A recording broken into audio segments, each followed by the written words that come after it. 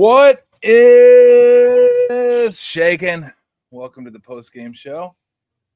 I drown my, no, I'm not really drown my sorrows. It's like they lost the game. I thought they were going to play better, but all right. I mean, lost to a really good team on the road, and good Lord, can you lose some more players? I mean, the big story is Fred Warner going down with the ankle injury, dislocated ankle. That was a report. And what'd you say dislocations are between a year and big differential between a couple of weeks and a year? There's a big gap there. There's a big gap as far as or what dislocations mean. So we'll see how it plays out.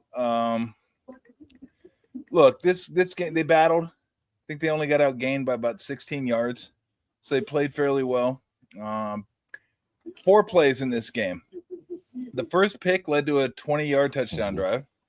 And that was, I thought Mac Jones got fooled by the coverage, but Bourne did as well. He broke in, should have broke out, and maybe he could have broke it up. I don't know. The second pick, I mean, you're trying to come from behind and you're trying to make a play, but they baited him into that throw. And you would know what coverage it is when the corner is like here and then he sinks back into the fucking throwing lane. Yeah, they gave up the short stuff. It kind of made Mac Jones think they were going to come up and take that away, when in reality they didn't have any. They didn't want to take that away. They wanted to sink into the deeper route. Yeah, and it really was almost the same coverage that fooled them twice, once to the left, once to the right. Yep. And then, I mean, equally as big, maybe not as big, maybe bigger. I don't know what they are. I just know they're the 4 biggest plays in my mind. The Baker Mayfield scramble. 4 minutes left to go in the third quarter, 3rd and 14. Had the ball, I want to say, on Tampa, had it on their own, like 45, 40-yard line. Yeah, 40 yard, about the 40. And it looked like it was going to be a sack. Not only was it not a sack, ends up being a first down. I mean, Upton Stout's got to try to wrap up there instead of knocking the shit out of him, which he tried to do and didn't get all of him, and he ends up getting the first down. You wonder if Fred Warner on the field makes a difference in that situation. I mean, who knows? You don't know, but that was a massive play. And then the Pooney false start on 4th and 1, where they, went for it and didn't end up getting it. Yeah. So. We talked about a little. I was a little surprised they didn't go for the field goal there. Yeah. I thought maybe they could have gone for the field goal. They had their timeouts. So they had 2 timeouts left, and there was around 5 minutes left. Late 4s. Kick the field goal, be down a touchdown, keep some momentum.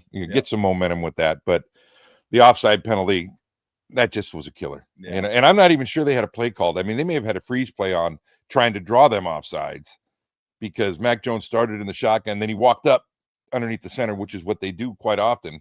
And they may have been trying to draw him offsides. Who knows? I'm sure that Kyle will say something about that post game. But you're right about the Baker Mayfield play. That was the difference in the game. That was a huge momentum swing. That was 20-19 at that point. 20-19 on a 3rd down. They're going to have being down a point. It would have been 4th and 24, because it was 3rd and 14. He dropped back 10 yards. They had the opportunity to stop him. They're going to get good field position and then have a chance to go down and get some points to take the lead. Yeah. And instead, 2 plays later, looking at a touchdown, which was a tremendous play.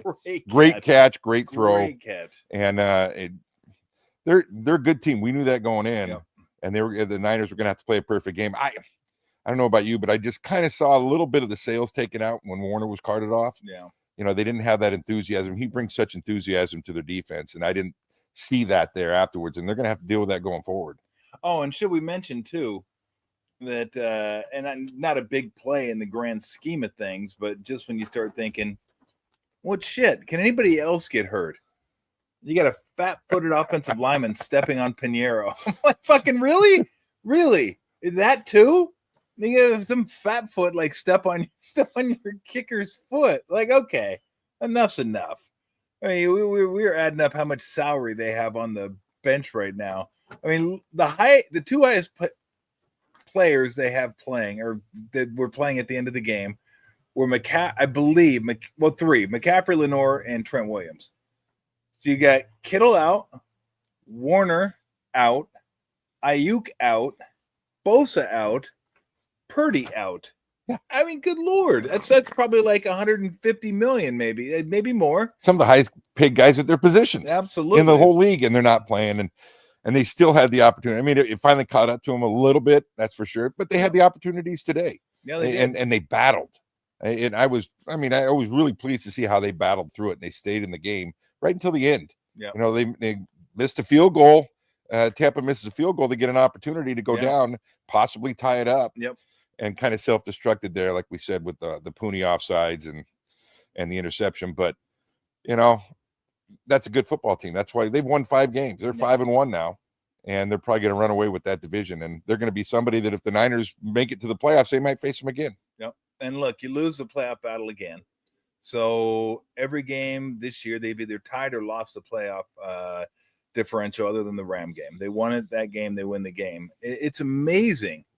It is now 13 straight games without an interception. That's like literally almost impossible. I think you're going to fall into an interception at some point, and they can't even fall into an interception. So the fact they're where they're at, I don't know how everybody feels. I mean, it's a bummer when you lose, but it's 4-2, as beat up as they are, and the fact that they're 3-0 against the division, and guys are going to start coming back now. It's going to be a different team.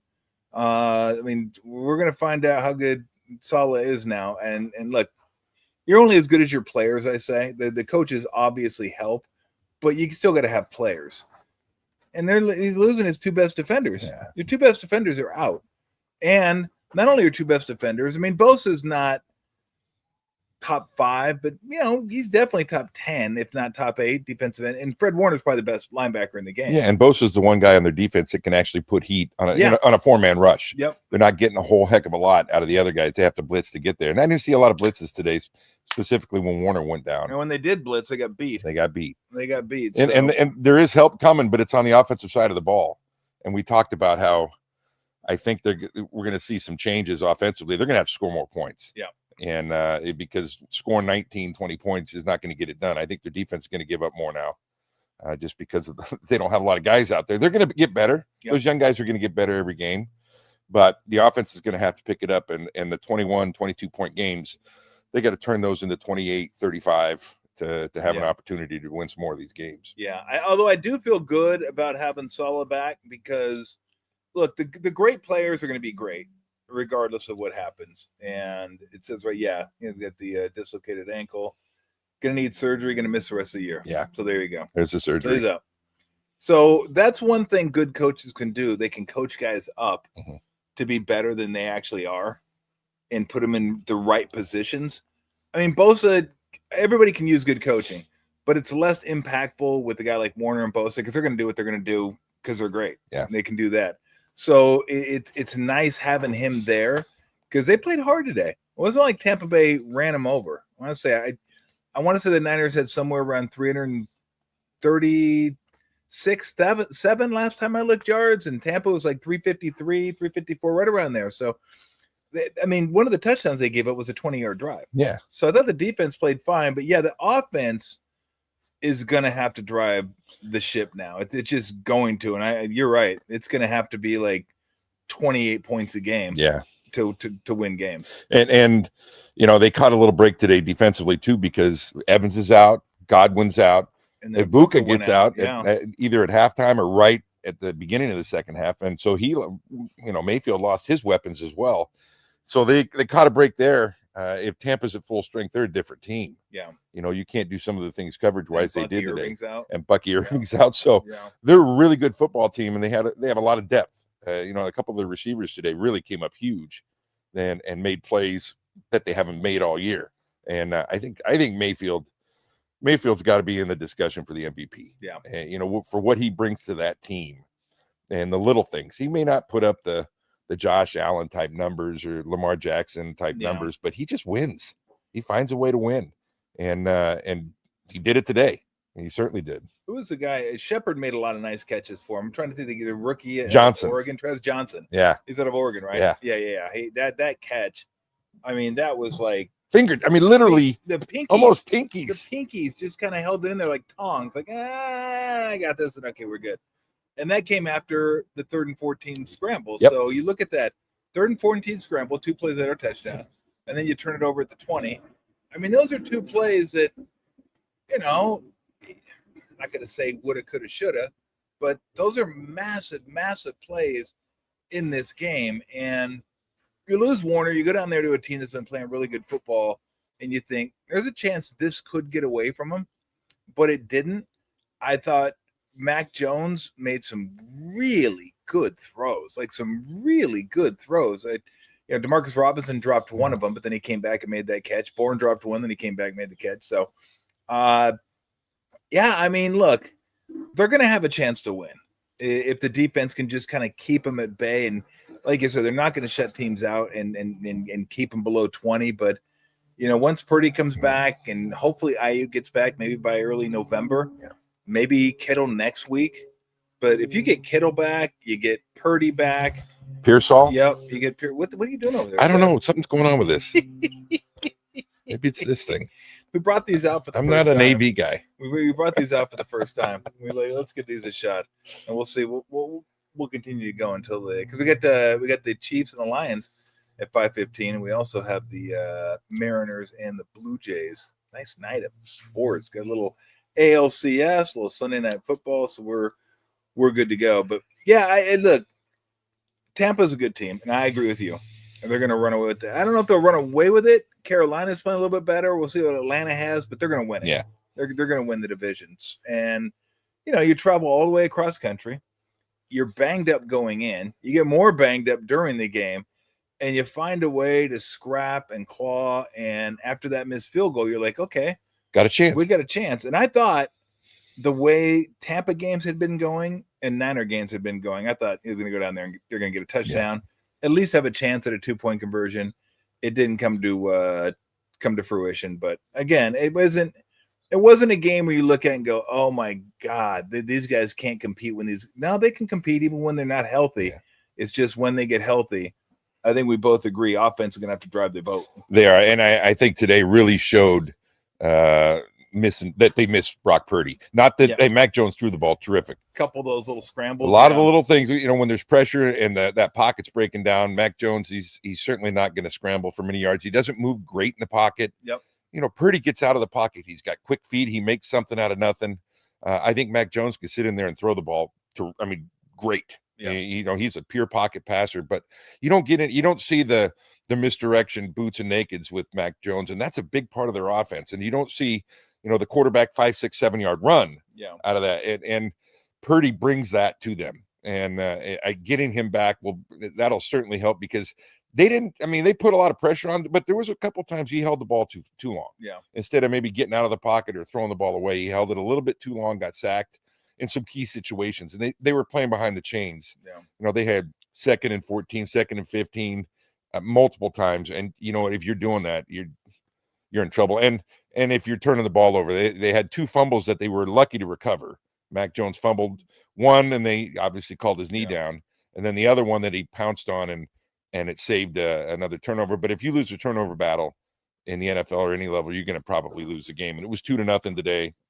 And it probably is held true every game, is whoever's won that turnover battle's won the game. Yep. And I talked about the injuries. I didn't even mention maybe their best receiver this year, Pearsall. Yeah. He was out too. Yeah. I mean, they just have a ton of. Look, it's not an excuse. It's the NFL. You deal with it. It is what it is. Tampa Bay is dealing with a bunch of injuries as well. So you go out there and play with what you have and hope for the best. But what I'm saying is you look at the injuries and you look at the schedule so far and you look at the record. It's not going to make them feel any better flying home from Tampa. I guarantee you that. But 4-2 right now, you're tied. You're top the division, and theoretically, you have you're up on both Seattle and the Rams because you have the tiebreaker. You're going to play them both again, but you get them at home. Hopefully, when they get those teams again, they'll be healthier at that point. But man, it's just such a kick in the nuts to lose your best defensive end and best linebacker.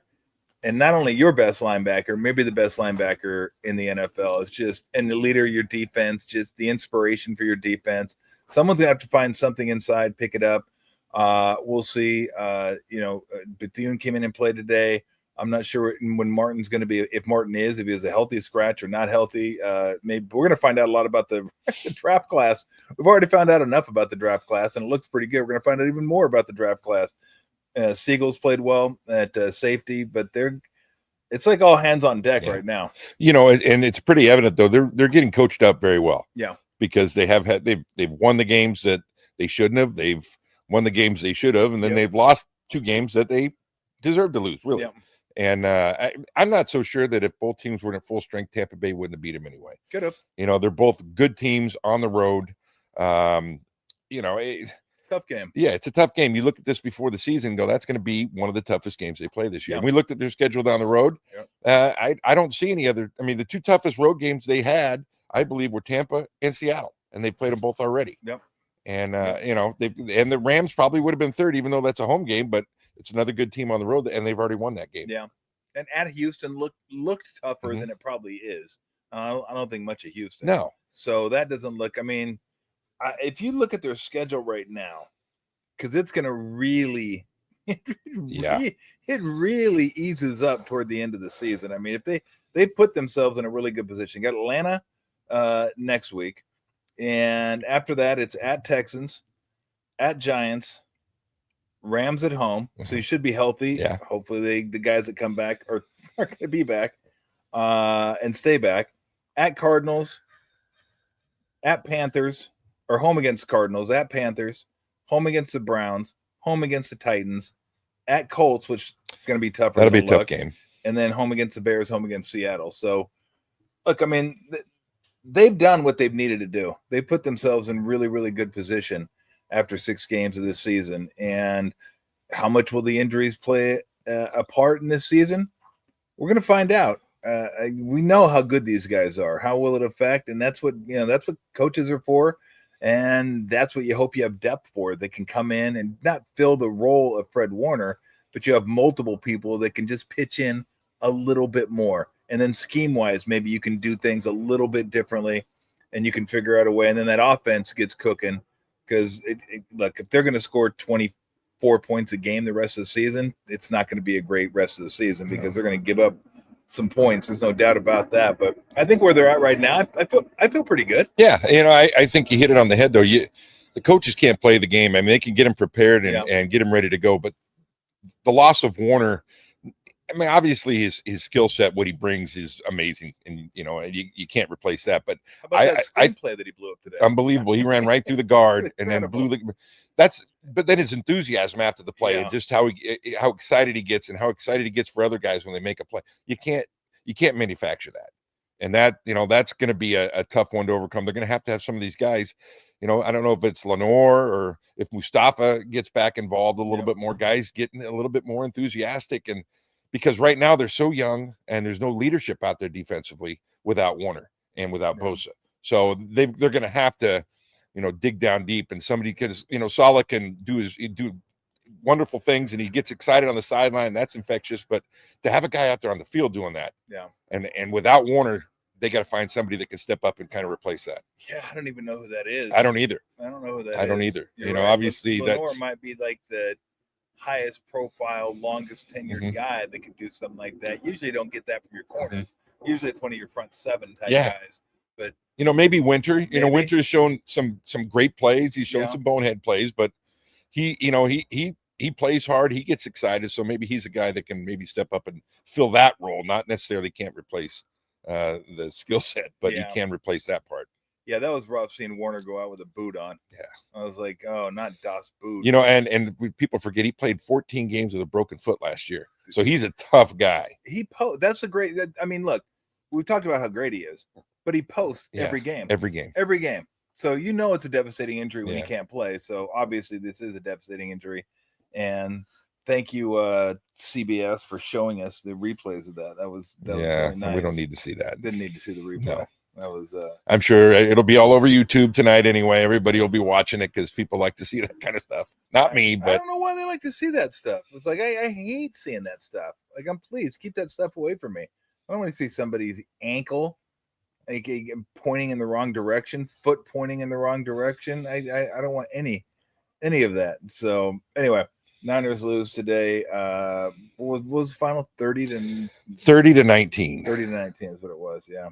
I knew it was 27-19. So,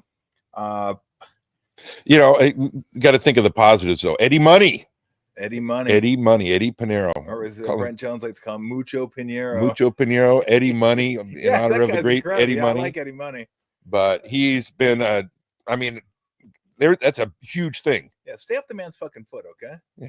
Whoever you were. I don't even know who you were. Stay his fucking your fat foot stepping on his foot. Don't. Just don't. All right? He's like a major weapon now.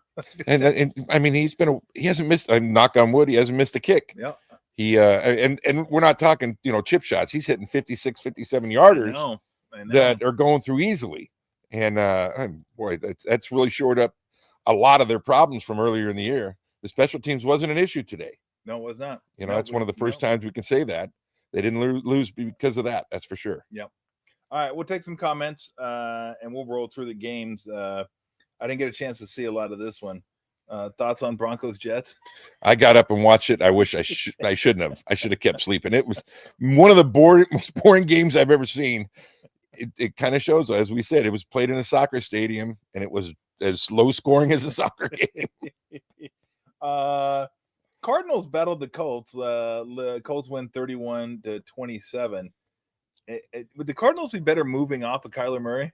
They certainly ran their offense better. I thought they were much more effective offensively with him in there. I thought he made his read. He threw the ball really well. Yes, did, yeah. And he threw it on time. He didn't take sacks. I mean, not too many, but they moved the ball. Their offense wasn't the issue today. No, their defense gave up too many points, but offensively, he brought some things to the table that they haven't had the last couple of weeks. Only paying $40 million for Kyler. I don't think we need to spend a lot of time on Pittsburgh and the Browns. Okay, let me ask you this: Pittsburgh beats the Browns 23-9, moved to 4-1. Ravens lose to the Rams, moves them to 1-4. Who are you taking to win that division? When does Lamar come back? That's the big question. I think this week's the bye week for them. So he'll come back. I think that was the plan anyway. He was going to come back after the bye week. So he'll come back. But their defense has not been good.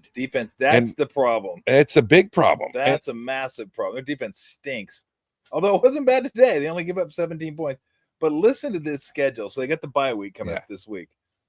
The Ravens go Bears, at Dolphins, at Vikings, at Browns, home against the Jets, home against the Bengals, home against the Steelers, at the Bengals, home against the Patriots, at the Packers, and then at the Steelers. I mean, out of those first few, the Vikings are the only one that can that can hang with them a little bit. The Packers are good. Who knows what team's going to show up? Steelers are the Steelers. They find ways to win. I don't think they're really great, but they find ways to win. Aaron Rodgers has been playing really well, and defensively they've stepped it up over the last few weeks. Browns stink. Cleveland, you look at Cincinnati. Bengals stink. Bengals, they battled today. They battled, and I mean, they found something with Flacco. They moved the ball a little bit better, but I mean, they don't scare me. They're scary. They got the Jets, who are terrible. Miami is, I don't know what's going on with them. They're lost. Mess. They're just a mess. I saw something on social media today that Tua was saying that they're having players-only meetings where players are late or not showing up. That's a great sign. Players-only meetings. Nah, I got lunch. Nah, just tell me what happened. Give me the clip notes. Fucking brutal. When's Mike McDaniel's going to get the he might not be there through the season. He may not make it that much longer. You know who's hurting for that? Really going to make the capri pants sellers upset with that because they get good exposure on the sideline. They do get he can meet James Franklin for a round of golf and go out there. So yeah, Rams win 17-3. Seahawks nice win 20-12 against the Jaguars. Seahawks are good. They're good. That was a huge win for the Niners on the road. Seahawks are good. They find ways to win. And they should have won probably last week against Tampa. And Tampa was at full strength. They had Evans. They had Godwin. They didn't have Evans. They didn't have Evans. Okay. Yep. But they're a good football team. I think that guy does a nice job. Defensively, they're playing really well. And then Sam Darnold, he's throwing the ball well. He still makes a few bonehead plays, but Njigba might be playing it as the best receiver right now in the league. Incredible. Can't stop him. He's been incredible. And it just goes to show you, I've talked about this occasionally, and I always bring it up because Joe Montana is regarded as one of the best quarterbacks of all time. He was, and then it was Tom Brady, whatever. Tom Brady's one of the best. He's one of the best. I always wonder, okay, you take Joe Montana, put him in Miami, and take Dan Marino and put him in San Francisco. We might be looking at it completely differently. Joe might not be what Joe is, although I think if you're great, you're going to be great. I think Joe would have succeeded.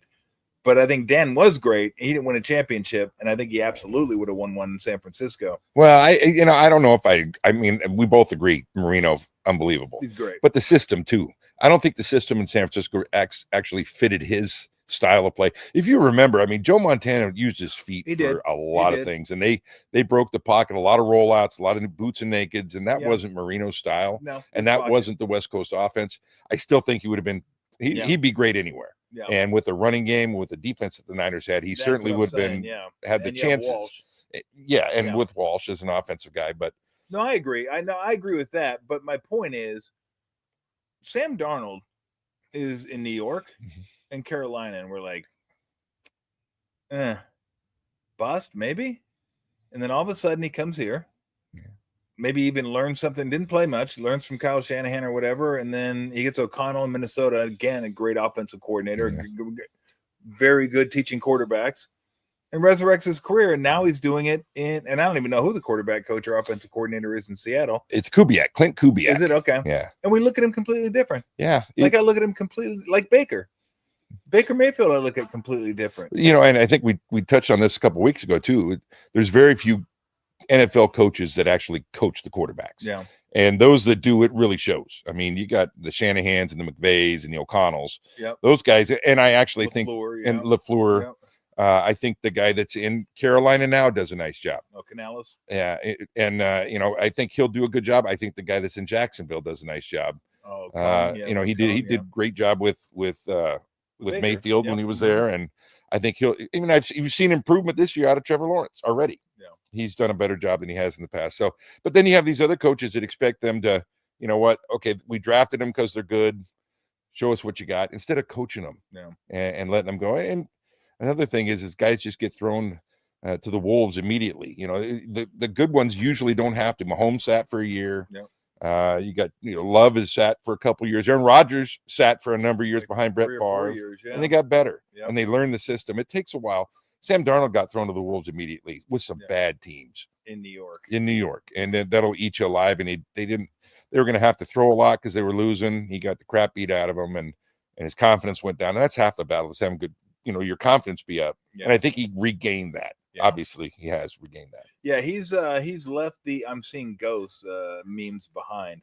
And every time I think of LaFleur, I just think of La La Loser. Love that movie. Chargers win 29-27. By the way, I picked up Vidal in my fantasy. Didn't play him because I'm a dumbass. They win 29-27. Dolphins are just taking on water. Panthers win 30-27. Patriots continue to get it done 25-19. Titans, Raiders, who cares? Two awful football teams. Just awful. The Patriots, going back to them, I think that's a sleeping team right there. I believe and right. And we talk about Pittsburgh and Lamar's and the Ravens. Yeah. I think that their game, the Ravens against the Patriots later in the year, is going to be a tough game. Yeah. Drake May's playing great. Drake May's playing great. Vrabel's a tough son of a bitch, and he's got his team plays like that. Yep. They play like the Patriots did when he played. Yeah. Just sound, fundamental, physical. Let's run the ball. Let's play action. Our quarterback's tough. He makes plays, and they find ways to win. And they're going to be good. Yeah, that was the only game. Actually, I had a decent day from a picking game standpoint. That was the one game I lost. I love New Orleans. I love coming off that Buffalo Bills win. I thought big Sunday night win, standalone game. They're going to come down. New Orleans getting 3.5. Ended up losing by 6. I figured their defense playing better but. I mean, Drake May made some throws in that game. They're just fantastic. And I'm a big Vrabel guy. The only reasoning for him being let go from Tennessee has to be, you know what? You've just been here so long. Your voice has run its course. We just need a change. Yeah. And maybe he was part of it. Maybe he just said, you know what? That's fine by me. Yeah. Because he was going to be in demand. He was going to get it. He wasn't a guy that thought, oh, God, if I lose this job, I might not get another one. Like, he was going to get another job. And I think he had opportunities immediately, but he turned those down and he waited a year. Yep.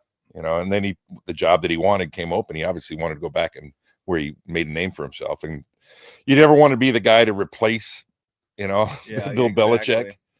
You want to be the guy to replace the guy who replaced him. Exactly. And that's what's happening. Well, remember Gene Bartow replaced John Wooden at UCLA? Yeah.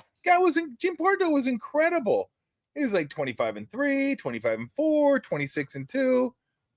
Hey, you're not winning championships. You're out here. Yeah. It's like, fuck, what? Like, I'm not John Wooden. Yeah, we know you're not John Wooden. We want the next John Wooden. Well, guess what? The next John Wooden doesn't exist. The next Bill Belichick doesn't exist.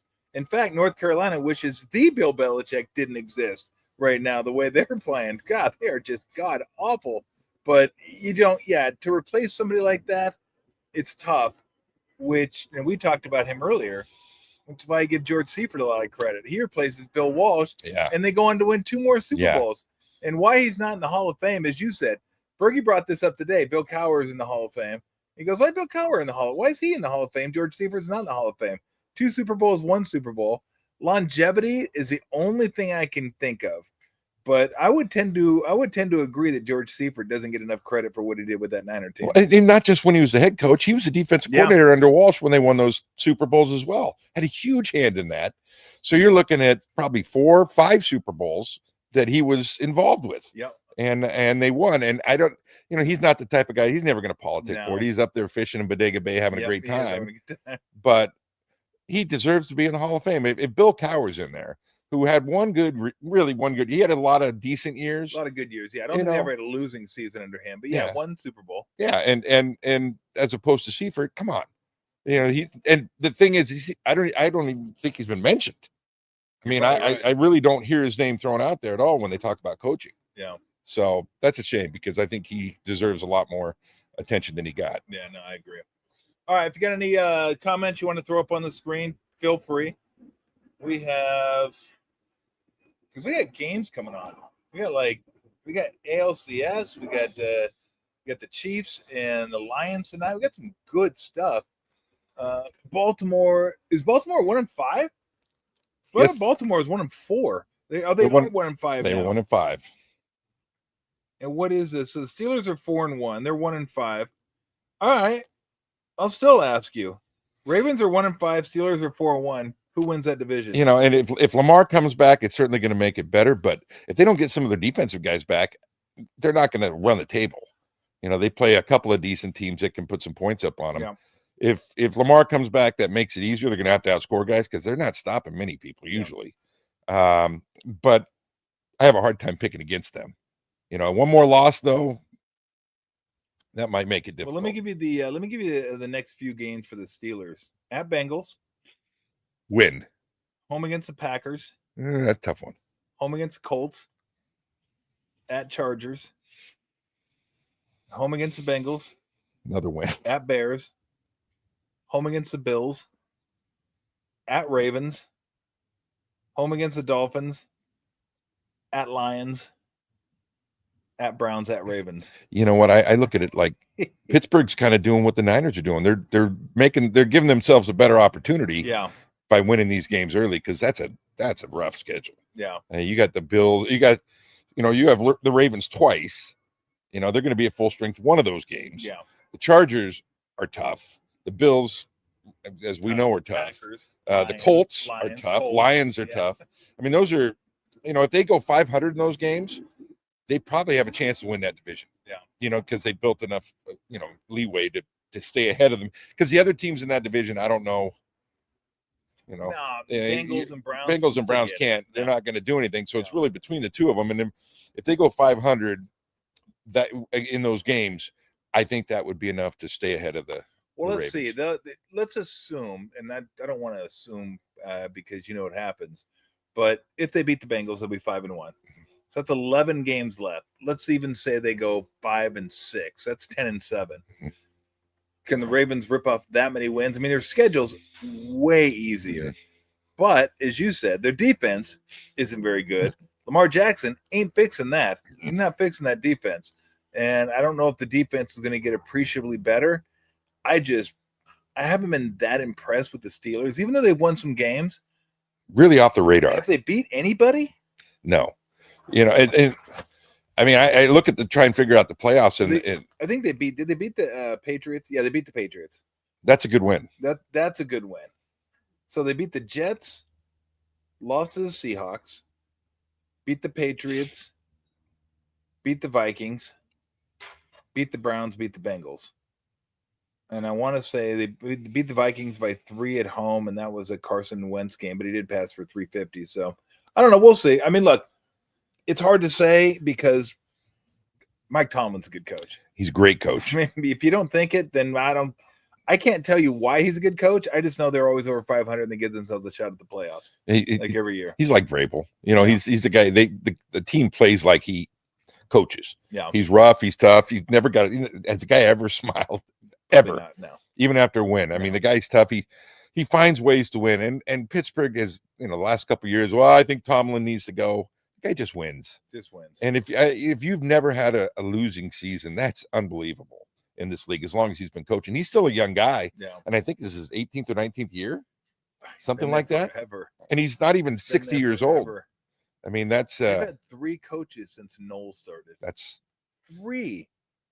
And Noel, Cowher, these other teams could take a note on that, and you don't need to pull the trigger so fast, and because of one bad season.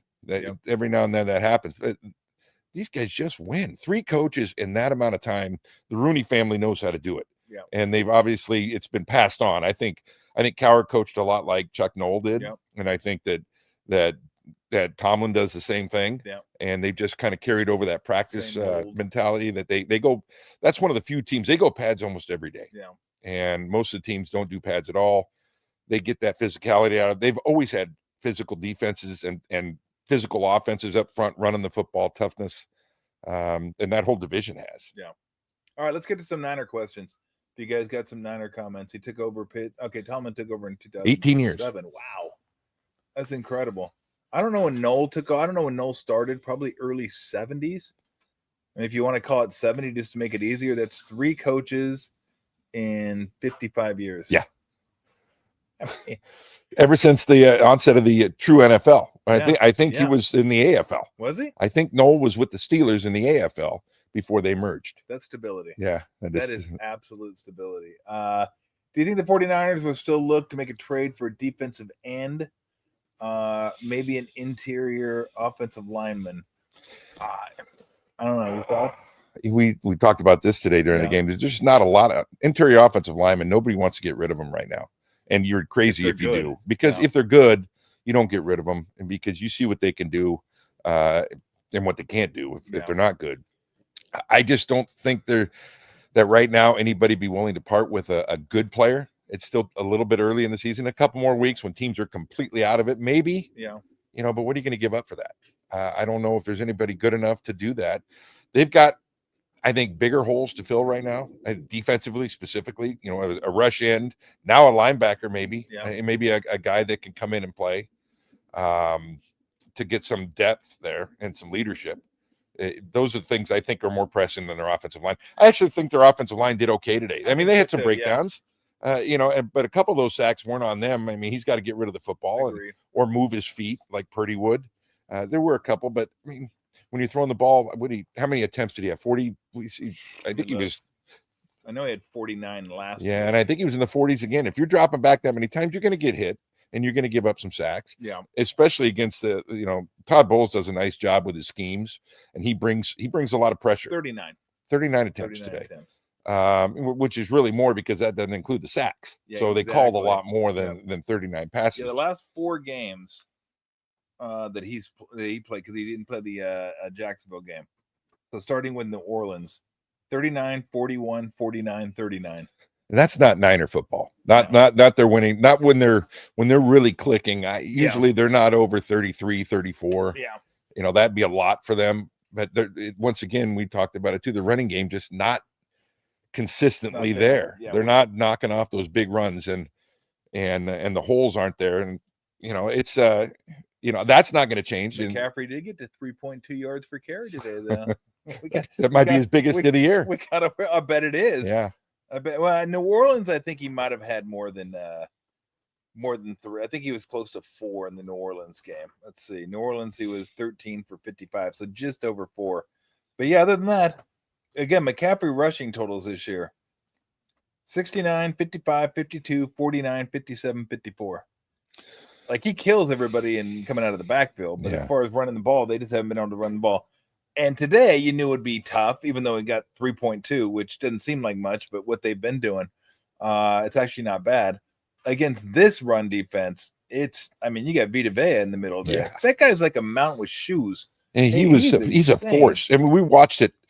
Twice they got sacks. He didn't make the sack, but he forced the sack. Oh, he took the center and the guard. He split the double team and shoved him right back into the quarterback. That was on that first drive, if I'm not mistaken. It was early on, second drive.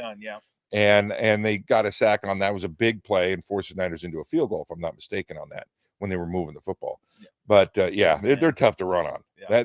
Todd Bowles, I've always been a big fan of his. He kind of looks like Art Shell on the sidelines. He's quiet. He doesn't say anything. He never changes expression, but his defenses have always been good. Yeah. And it looks to me like he's taken a major part of calling the defense again. A lot of head coaches don't do that, but it looks like he's calling most of the defenses. And that's probably why they're doing so well. Vita Vea, University of Washington. Right? UW. Yeah, UW. He's a Husky. Do you even consider shutting down Purdy for the season? No. What? Absolutely not. Why would you do that? They're 4-2. 4-2. You're top of the division. Christ, KG. What are we talking about? Don't know. What? Hey, the 49ers are in a really right now. They're in a great situation with quarterbacks right now. Yeah. Because they found that they have two guys that they can count on. And there's very few teams. Look at what Cincinnati's going to they've got talent. Burrow went down, their season's over. Oh my God. And they're loaded with talent. They got one of the best receiving corps in the league. Yep. They have a good offensive line. They got a decent running back. Decent offensive line. Decent, but they can't do anything now. It's over.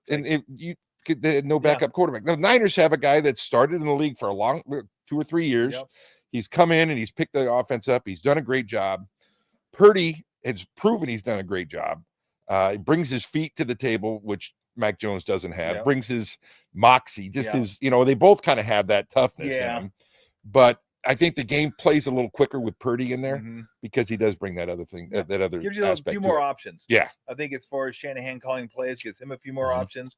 And then with Purdy, they can make that off-schedule play. Yeah. They can make something happen that's not there. Mac Jones can make the play, and we've seen it. He makes a play that's there to be had.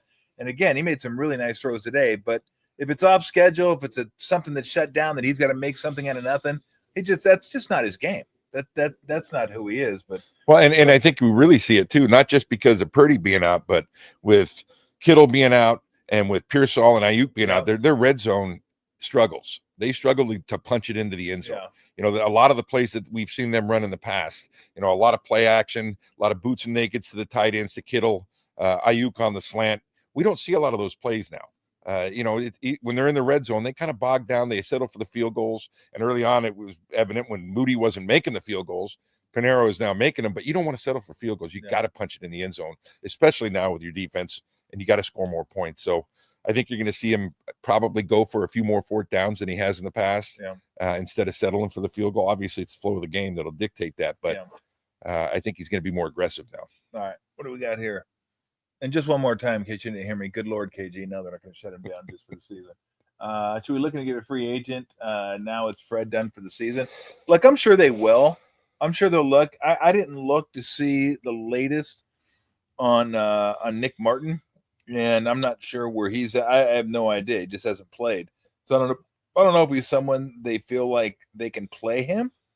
Let me look at the roster real quick, and I'll get you an update on Martin. He was your third round draft pick. No, he's so okay. I didn't read it clearly. It's a coach's decision. So we'll find out next week what they think of him. We'll find out next week if they trust him, because they could certainly use his playmaking ability, because that was kind of the scouting report coming out of Oklahoma State. This guy's fast. He's physical, kind of like a Greenlaw type guy. So they obviously could use that. We'll find out what the coaches think about him next week. But yeah, I mean, I'm sure they'll look around. And to your point earlier on too, there's only a finite number of massive human beings that are athletic enough to play offensive line, defensive line. Those guys, if they're good, they generally don't get traded. I think I've gone through this with Warrior fans forever. Why can't they just trade for a center? Well, fucking come to my backyard. There's one in the bushes there. You can get one. There's just not a lot of human beings that are that size that are good. If they're good, guess what happens? Teams that have them keep them. They don't trade them away. They're like, hey, we got a good lineman. Let's trade him away. So, which goes back to another one of your points. first round picks, make them offensive and defensive linemen all the time, and you can never go wrong with that. But yeah, again, I thought the offensive line was okay today. Not great, but okay. I think some of those sacks that Mac Jones took were on him. That maybe they're not sacks if Brock Purdy is the quarterback. And I thought the defensive line was fine. Like they weren't great, but they were fine. They're good enough to win. Micah Williams gets his first sack today. That was good to see. But it's hard now because now everyone. I mean, you can start double teaming guys, without Bosa. That's why I've always said Bosa was one of those guys you just can't afford to lose because he forces a double team, and that gives other guys on that line avenues and angles to work that they wouldn't normally have. Well, now you just got to figure it out because he's not there, and he's not going to be there for you for the rest of the year. So that to me, like if they were to go out and get a defensive end, I know we always say Trey Hendrickson is the guy because he's just always the name that pops up. He's the best one out there. Had contract disputes going into the season. Finally settled that. He has a 1-year deal basically with the Bengals. So Bengals are probably going nowhere. I don't know. Could they use? Yeah, of course they could use the help of defensive end. Yeah, I mean, yeah. Yeah, their defense. When you think about it, I mean, you give up the short field touchdown after the interception. Yeah. That's 7 points. Really, I'm not putting that on the defense. The one at the end, when they got 3 points out of the field goal at the very end of the game. So there's 10 points right there. They had an opportunity to make a play, which is the one play that we point at is probably the turn point of the game was the Baker Mayfield when he scrambles. Yep. That's the one opportunity I thought, well, that they had to make a play to be a difference, and they didn't. And then they gave up the touchdown right immediately after. I don't know if it was because they were deflated a little bit, like, damn, we had them, we let them off the hook, and then boom, touchdown. There's 17 points right there that you're basically handing to them. Yeah. It's. I mean, in the first half, they really only gave up 7. Yeah. Because of that, like I said, the 20-yard touchdown drive is not much, and so they played very well, and to be in that game and to have those opportunities, they got to find a way to create more turnovers, or any turnovers, because if they're not going to create turnovers, they're not going to get as many possessions as they need to win the game. Yeah. Now I should say this too, because the devil's always in the details, and while I said that the Niners only. Oh, I should do this like after the game before I come on the air, add this stuff up because I fucking need a calculator to do it, but I'm not going to get one. So the Niners outgained the Buccaneers 363 to 352. So they actually outgained them, but they had more plays. The Buccaneers only had about 50 plays, so they did get over 6 yards per play, which isn't great as far as defense is concerned. And the Niners had 60 plays for 360, so they had about, I think, around 6 yards. So Tampa Bay had more yards per play than the Niners did today. So again, put it this way, defense wasn't great. It wasn't terrible. It's good enough to win, but the margin for error starts shrinking a little bit when you get those 2 picks and you let a play get away from you, like the Baker Mayfield play, and then you false start on a 4th and 1 where you have a chance to keep the drive going, or a better chance to keep the drive going than having a 4th and 6. It's tough. And then you're playing a really good football team too. Not like you're playing a schlep. You're playing a really good football team. Yeah. With the turnover thing, I used to always think about it in these terms is how many points do we average per possession per game? Yeah. If you get 10 possessions in a game and you're scoring 35 points, that's what, 3.5 or whatever it is per possession. If I give up 2 possessions because of turnovers, there's 7 points that I'm taking away from me. Yeah. And I'm giving the other team the opportunity to score what they average. Yeah. So there's a differential there, and that's what you're seeing with that. And today was 2-0. Last week the Niners won the turnover battle, and they won the game. It was probably that difference in the points. And when they lost to Jacksonville, to even have the opportunity with 4 turnovers to nothing was crazy because you just don't see that. But they got to create more turnovers. I think that's the number one thing defensively. They've got to go in. They got to start stripping the ball more, playing for it, taking some chances of undercutting routes and doing. And the only way you do that too is you got to blitz more. You got to get some pressure on. You got to get pressure on the quarterback and get him to throw it earlier and maybe get a batted ball. About when I'm doing Warrior games, NBA games in general, the biggest stat for me that I always look at is field goal attempts. Mm-hmm. Who has more field goal attempts? Because if you create more field goal attempts, that usually means you're winning the turnover battle, you're getting more offensive rebounds. And if you get 10 more shots, even if you shoot 30% on those 10 shots, that's still 6-7 points you're getting that they don't have a chance to get because they turn it over. So yeah, no, I agree with that absolutely. All right, continue. I know we had some more comments up there. We're just kind of rolling through them here. Who's better? Who's better, De La Salle or Monte Vista? Can I answer? You can answer that one if you want. Since nobody's beating them around here for a long time. De La Salle has done a great job. I don't think we need to answer that one. Oh, there's Davey. There's our buddy. What does he want to know? All these injuries are going to take a toll on the remaining starters. All these injuries are going to take a toll on the remaining starters. What do you care, Davey? You're watching the baseball game anyway. Is he fun? How much crown do you think he's had right now? Oh, I saw his Costco list, and he showed me his Costco delivered the other day, and that was front and center. I should show you a picture. Davey's one of my best friends, done it since high school. He goes on the football trip with us, and we actually went to Germany together this year. But he took a picture at a Crown. I don't know if it was a Crown Royal store or just it was a liquor store. Had a Crown Royal like chair, like a king's chair with Crown Royal around it and everything. I didn't think he was gonna leave. I thought he was just gonna fucking stay there. He's moving in. He was gonna call Audrey and go, "I'm not coming home. I'm not coming home." But I know his question's good though. I mean, it is going to take its toll because their depth is now starting. The guy meaning the guys that were backing up are now starting. And so they've got practice players and unsigned free agent or guys that are coming in from the practice squad that are going to be their backups. And what you're going to see there is, and I said it before, is a huge toll on your special teams because the guys that are going to be playing special teams are never your starters. They're the guys that are backups and aren't playing very much. And those are guys that were on a practice squad. So you're going to lack in athletic ability. I mean, they're all great athletes. We know that, but the difference between a starter and a practice player can be huge. And that takes its toll on special teams. Well, it's the same as when your closer gets hurt. Yeah. Now your 8th inning guy has to be your closer. Your 7th inning guy has to be your 8th inning guy. Like you're just asking to do you're asking players to do things that either they're not capable of doing or not capable of doing for as long as the starter is. So yeah, I mean, of course, you're backup for a reason. It's like if if Mully got hurt and I had to play. Think that might affect us? I think it might affect the Warriors a little bit. I'm proud of our backups for keeping us in every game. 4-2 record. Now look, again, they're 4-2. They played well. They're in a great position right now. In a great position. Again, I will reiterate this, and I've said it over and over and over again. They're 3-0 in the division. That's huge. Massive. And the two teams that are probably the best of the three, they beat them on the road. In Seattle, in LA. And LA is there's no home field there. It's like the worst home field in the NFL.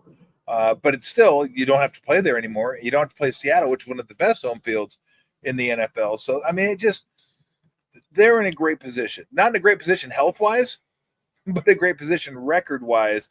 But again, we're talking about the Steelers and the Ravens winning the division. I still think they have a great chance to win this division. A great chance to win the division. I think Santos is right. The way the backups have played, it's no secret. I have never been a big fan of Kyle Shanahan and his play calling and stuff like that. I think he's doing a fantastic job this year. And I think that it shows when the backups that have come in, they're all prepared. They're all doing it right. He's calling the game like he has to with what he has. And in years past, he hasn't done that. And I think it's really shown this year. And those guys have they've risen to the occasion. They made Kendrick Bourne has come up huge. What a great pickup he was. Yeah. And I know that Robinson dropped the ball today, but he did come back with another big play. Scantling had a big catch today. So all these guys that are backups, they're prepared. They're ready to go. And I think that's a sign of the coaching. They've been really coached up. Yeah. And I think they've got an opportunity to win all these games. They do coming up. Yeah. And the healthier they get, the better they're going to get. I'm surprised that Davey didn't ask us if we're going to throw in a chew. We're the same guy that when we go to a baseball game. It's a great game. We're watching who was Minnesota even playing? Angels. They're playing the Angels. His team. Playing the Angels. And he's in the outfield behind the fence playing cornhole. Didn't even watch the game. Cornhole. Although I got to give him credit though, because we saw him. He was up. He was up in the outfield. He was an Angel fan in the outfield, just sitting by himself. Looked like Bob Uecker up there. And there were 20 high school kids from a high school team, and he bought them all hot dogs. That was pretty cool. Only because they were $1 hot dogs. Because there's no way he'd buy him anything more than $1. But still. He's the same guy that reaches for his wallet and says, I left it back in the house. T-Rex? Wallet? What are you talking about? I got to pay for this? Oh, I can't. Oh, I can't reach it. I can't reach it. All right. What else do we have? Roll us a few more, and then we'll get out of here and let everybody go watch. Well, you can go watch whatever you want, whenever you want. We got the baseball game on. We got the football game on tonight. So if we have any more comments, Ogden or Max, throw them up there. And by the way, I give Max credit. I like the pumpkin in the top right. That looks nice. I was thinking about putting up some Halloween lights in this thing for the shows. And by the way, the next 3 shows Bergie will not be a part of. He's going to be going down under, a little family vacation down to Australia and New Zealand. Although Bergie said if he watches the game, he'll send us a little video and we'll get his take on the game.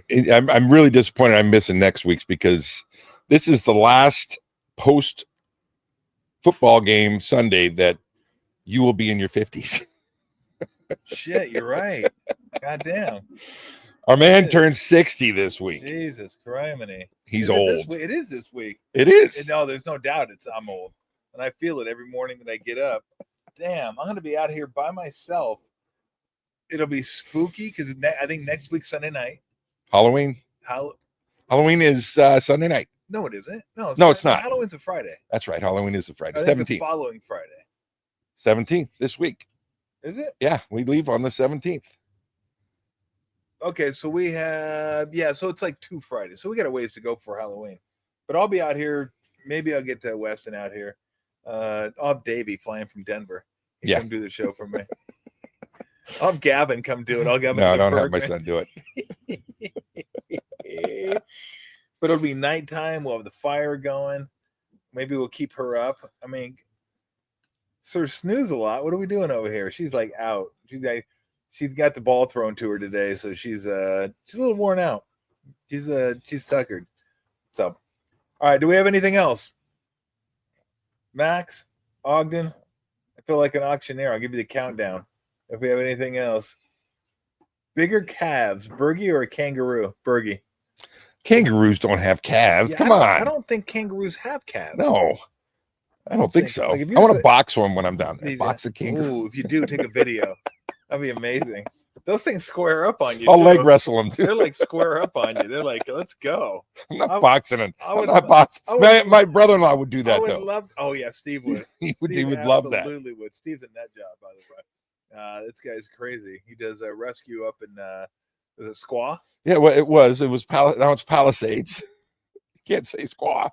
Can't say Squaw anymore. It's offensive to fucking who knows what. It's like Palisades. Please, I mean, come on. But yeah, Steve would do that. Yeah. And Steve would absolutely do. He might even wrestle a croc when he's down there. He would. He'd certainly get a good look up close and personal. Yeah, he's just that type of guy. He loves the adrenaline. But now that would be cool though if you squared up again. That'd be cool. Just get a picture. Pomoni. They're like, let's go. Although I've never seen a kangaroo like with a hook. It's pretty much straight jabs. Straight, so it's like you just got to look for the straight left, straight right, straight left, straight right. When they stand up, they're like 8 feet tall. They're pretty big. And then if you get kicked. Oh, no, I'm not doing that. I could send your nuts up. Not doing that. And I'm not getting into the Great Barrier Reef if there's sharks within 10 miles, which I'm sure there is. So that means I'm not getting in. Yeah, you should get in. Maybe. It's a great barrier. We'll see. They'll give me a cage. Oh, that's right. The Huntsman spider. You got to check those out. No, I don't. My wife will not look at a spider. Really? Oh, no. If it can be a little tiny thing, it seems. If you even now that she knows that they're that big, she may not even want to go. I think Australia has the most poisonous animals, or like the deadliest animals. Like if you looked at like a top 20 list of deadliest animals, Australia has a lot of them. Not sure how many, but they got a ton of them. Spiders, snakes, all kinds of crap going on over there in the outback. So enjoy that. Yeah. Although you do get to stay in a treehouse. I do. That should be fun. Wow, that's pretty cool. But that's where those animals like to hang out. So I don't know. I'm sure it'll be well, thought out. before we go. You know what you should do? So you're going to be in the tree house. It'll be you and Patrice. So you have your own tree house, you and Patrice? That I don't know. Maybe it's communal. We'll have everybody there. Who knows? You should get a magazine and like sit next to Patrice and go, last summer I did so much fucking. I don't think I could say it with a straight face like they did. No, they didn't say it with a straight face. They didn't say some of the greatest outtakes ever. If you haven't seen them, look at the Step Brothers outtakes. Are fantastic. Oh, she won't get it though. So it'll be like, no, she likes that. Oh yeah, she likes that. You gotta do that. You gotta do that. The funnel web spider. Yeah, the funnel web spider. Yeah, there's a lot of. Yeah, Australia has a lot of deadly shit. Okay. You know what else they have? Good beer. Yeah. I like myself a good Foster's. Do you? Oh yeah. Foster's just okay. Come on, you know the big oil can just. Yeah, I mean it was good in college. Remember we used to count how all we had when we didn't big. We didn't count how many beers we had. We count how many ounces we drank. Yes, because we were drinking the 32 and 64 ounces. No, but I had 186 ounces today. But that's where we were. That's where we were as a beer drinking society. Foster's was thought of as a really good beer. That's true. Foster's just it's okay. But if you find any local beer, you have to let me know about it. Because I think Andrew Bogut told me one time that Foster's was like, He goes, we got some good beer down here, but Foster's isn't one of them. Foster's is like the Hams of Australia. Probably. But the oil cans are cool. Yeah. And I love the oil cans. Blue and gold. Yeah. Oh, yeah. Are you kidding me? Wonderful. Silver bullets. Put like 4 of those for right after practice. Keep them in the fridge. But that's back when, I mean, we thought Heineken. Killian's Irish Red was like the fucking like, ooh, Sam Adams. I can get any beer. I can get any bar with. I can get any party with this one. Rolling Rock. Rolling Rock. Oh, this is like top shelf right here. Lowenbrow. Foil wrap. The foil wrap. Lowenbrow. Did they still have Lowenbrow? You know what? I asked Babcock that the other day. He said yes. Do they? And I said, well, you got to show me one. I haven't seen one. I bet if you went into Bevmo, you'd find one. The Lion. The Lion. The Lion on there, yeah. All those on here. St. Pauli Girl used to be a big time beer. It did. And that was an import. Now they're nothing. Don't know. I mean, the only ones that are like still around that I see, Heineken, obviously. Yeah. Amstel Light. Yeah. Which people used to put salt in that. I don't know why. I don't know. They put salt in their Amstel. And all the beers from Mexico have always been around. Always. Those are good beers and too. Always. Yeah, but how good can a beer be if it needs lime? I don't put lime. I'm not a lime guy. Really? Yeah, I'm not a fruit guy. You don't put lime in your Coronas? No. Yeah, I do. But I don't drink a lot of. Well, Steve's the lime guy. He has to have a lime. No, he doesn't. No, Steve drinks Modelo's. He drinks them straight. Modelo to me is just okay. It's okay. It's not bad. I mean, I'm not gonna throw it away. I'll drink it. Not gonna be my first choice or my 10th choice. So, all right, should we get on out of here? You got it. Let's look.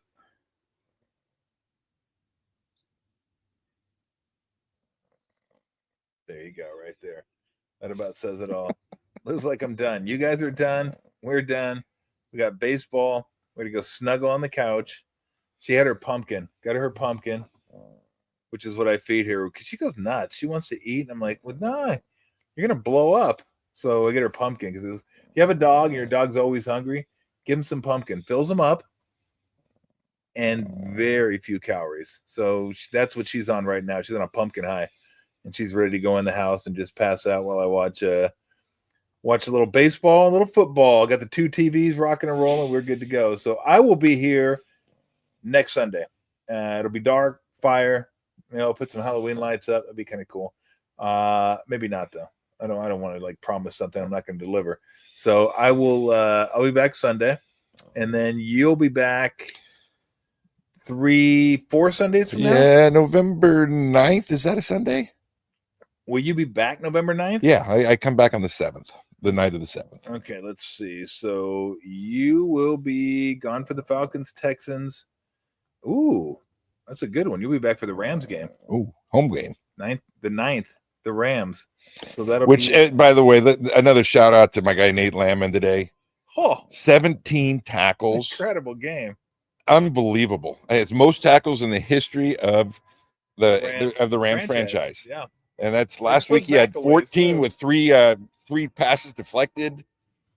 guy's just on fire. Couldn't be more proud of him. He might get another defensive player of the week. He could. I mean, with 17 tackles, 17 he's certainly going to be up there. I mean, and he he's on his way to at this pace to be an All-Pro this year. Yeah. So absolutely. Well done, Nate. Yes. Well done. There's a guy that I'd love to see the Niners get. Yeah, I don't think the Rams are going to let it go. They're not going to let him go. The Rams only got it for like a 1-year deal. They do. They're trying to renegotiate with him right now to get a multi-year deal going. And he's making himself some money right now. Yes, he is. Whatever it was 2 weeks ago, it's continuing to tick upwards. So Berg will be back for the Rams game on the 9th. I'll keep it going. I might be back here by myself. Might have Weston come out here, who played a little football. Might come out here. Who knows? Depending on how his fantasy goes. If his fantasy doesn't go well, I don't want him back here. Actually, I do. It'll be more entertaining for you guys because when his fantasy doesn't go well, it makes it kind of funny. Maybe inappropriate, but kind of funny nonetheless. So we'll see you guys. I'll see you next week. And Bergie said that if he's watching the Niner games, he'll send us a little video of his thoughts on the games, and then he will be back the 9th. Lou, you ready to call it? Yep, that was a yes. See ya.